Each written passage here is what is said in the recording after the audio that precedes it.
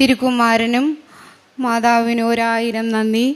ഞാൻ 2023 മെയ് മാസം 5-ാം തീയതി മാതാവിൻ്റെ തിരുസന്നിധിയിൽ വരികയും ഉടമ്പടി എടുക്കാൻ എനിക്ക് സാധിക്കുകയും ചെയ്തു.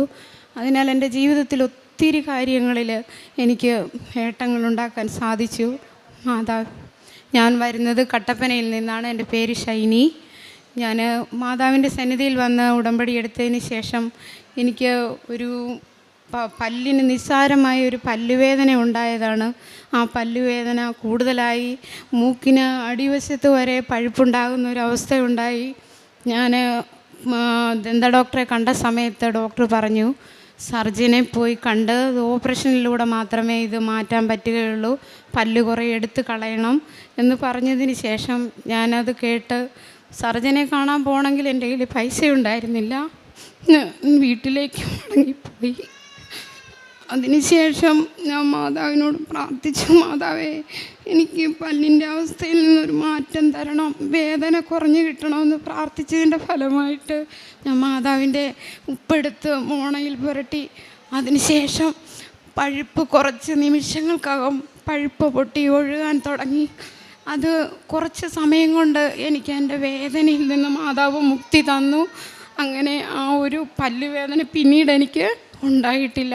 എൻ്റെ ഭവനത്തിൽ നിരന്തരം വഴക്കുകളും പ്രശ്നങ്ങളും ഒക്കെ ഉണ്ടായിരുന്നൊരു ഭവനമായിരുന്നു. അതിൽ നിന്നൊക്കെ മാതാവ് എനിക്ക് വിടുതൽ തന്നു.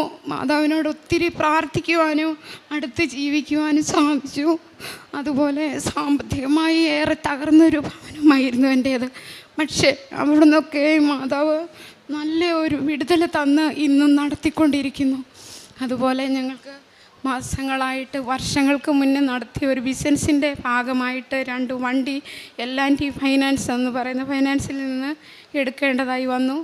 അപ്പോൾ ബിസിനസ് തകർന്നതിൻ്റെ ഭാഗമായി വണ്ടി 2 തിരിച്ച് വണ്ടി കൊടുത്തതിന് ശേഷം 1,30,00,000 രൂപ ഫൈനാൻസിൽ അടച്ചിട്ടുണ്ട്. അതിനുശേഷം 8 ലക്ഷം രൂപ അടയ്ക്കാനുണ്ടായിരുന്ന സമയത്ത് ആ പൈസ സെറ്റിൽമെൻറ്റായി 8 ലക്ഷം രൂപ ബാലൻസ് നിന്നത് അടയ്ക്കാൻ പറഞ്ഞിട്ട്, പക്ഷേ സമയത്ത് ആ പൈസ അടയ്ക്കാൻ സാധിക്കാതെ വന്നപ്പോൾ അവർ 32% പലിശ കൂട്ടിച്ചേർത്ത് 1,68,00,000 രൂപ അടയ്ക്കണമെന്ന് പറഞ്ഞ് കേസ് ഫയൽ ചെയ്തിരുന്നു. പക്ഷേ മാതാവിനോട് നിരന്തരം പ്രാർത്ഥിച്ചു, മാതാവേ യാതൊരു നിവൃത്തിയുമില്ല ഈ പൈസ അടയ്ക്കാൻ, അതുകൊണ്ട് മാതാവ് പ്രവർത്തിക്കണം എന്ന് പറഞ്ഞ് പ്രാർത്ഥിച്ചതിൻ്റെ ഫലം ഇന്നലെ ആ കേസ് തള്ളിപ്പോയി.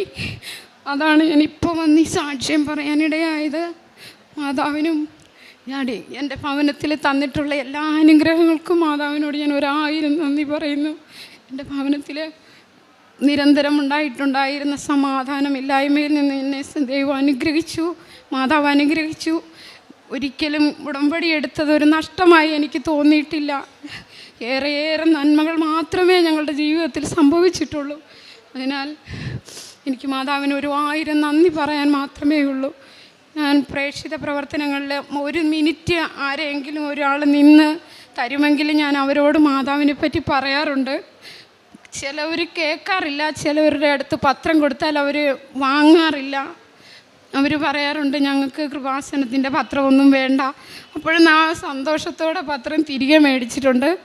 ഞാൻ ഏറെ പത്രങ്ങൾ മേടിച്ച് പൊതുസ്ഥലങ്ങളിലും ബസ് സ്റ്റാൻഡുകളിലും സ്കൂൾ പരിസരങ്ങളിലും കുട്ടികൾക്കും ഒക്കെ കൊടുക്കാറുണ്ട്. അങ്ങനെ രോഗികളായിട്ടുള്ളവരെ ഒത്തിരി സഹായിക്കാനൊന്നും എനിക്ക് സാധിച്ചിട്ടില്ലെങ്കിലും എന്നാലുള്ള പോലെ കൊടുത്ത് ഞാൻ സാധിച്ചിട്ടുണ്ട്. ഇത്രയാണ് എനിക്ക് മാതാവിനോട് 1000 നന്ദി പറഞ്ഞുകൊണ്ട് ഞാൻ എൻ്റെ സാക്ഷ്യത്തിൽ നിന്ന് വിരമിക്കുന്നു. ഏശയ്യായുടെ പുസ്തകം 49-ാം അധ്യായം 8-ാം തിരുവചനം പറയുന്നു, കർത്താവ് അരുളി ചെയ്യുന്നു, പ്രസാദകാലത്ത് ഞാൻ നിനക്ക് ഉത്തരമരുളി, രക്ഷയുടെ ദിവസത്തിൽ ഞാൻ നിന്നെ സഹായിച്ചു. രാജ്യം സ്ഥാപിക്കാനും ശൂന്യമായ അവകാശഭൂമി പുനർവിഭജനം ചെയ്തു കൊടുക്കാനും ഞാൻ നിന്നെ സംരക്ഷിച്ച് ജനത്തിന് ഉടമ്പടിയായി നൽകിയിരിക്കുന്നു. നാം ഓരോരുത്തരെയും ഒരു ഉടമ്പടിയായിട്ടാണ് ദൈവം നമ്മെ ഒരു വലിയ ഉത്തരവാദിത്വം ഏൽപ്പിക്കുന്നത്. ഈശോയോട് നാം ഉടമ്പടി ചെയ്യുമ്പോൾ നമുക്കുള്ള ഒരു വലിയ ഉത്തരവാദിത്വത്തിലേക്ക് കടക്കുകയാണ്.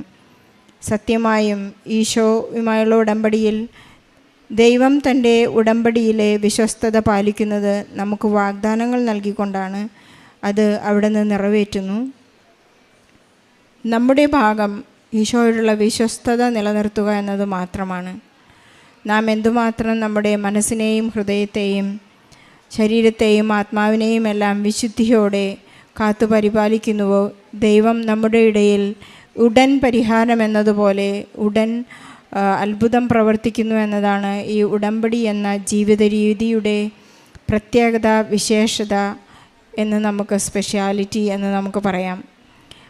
മറ്റേതൊരു പ്രാർത്ഥനകളിൽ നിന്നും വ്യത്യസ്തമായി ചെയ്യുന്ന ഒരു പ്രവൃത്തിയായ ഈ ഉടമ്പടി ജീവിതത്തിൽ ഇന്ന് ഷൈനി നമ്മോട് പറയുന്നത് ഇതാണ്: 8 ലക്ഷം രൂപയുടെ ഒരു ബിസിനസ് ലോൺ, അത് പലിശയും കുടിശ്ശികയും പലിശയുടെ പലിശയുമൊക്കെയായി ഇവരോട് ചെയ്ത ഒരു വലിയ ഡിമാൻഡ് ഇതായിരുന്നു. 32% പലിശ കൂടിയിട്ട് അത് 1,68,00,000 ലക്ഷം രൂപയായ ഒരു വലിയ കടം ഇവരുടെ ചുമലിലേക്ക് എടുത്തു വെച്ചപ്പോൾ പരിശുദ്ധ അമ്മ അതിനെ ഒരു പൂവിനെ മാറ്റിവെക്കുന്നത് പോലെ ആ കേസ് തള്ളിപ്പോയി എന്നാണ് ഈ സഹോദരിയുടെ സാക്ഷ്യപ്പെടുത്തുന്നത്.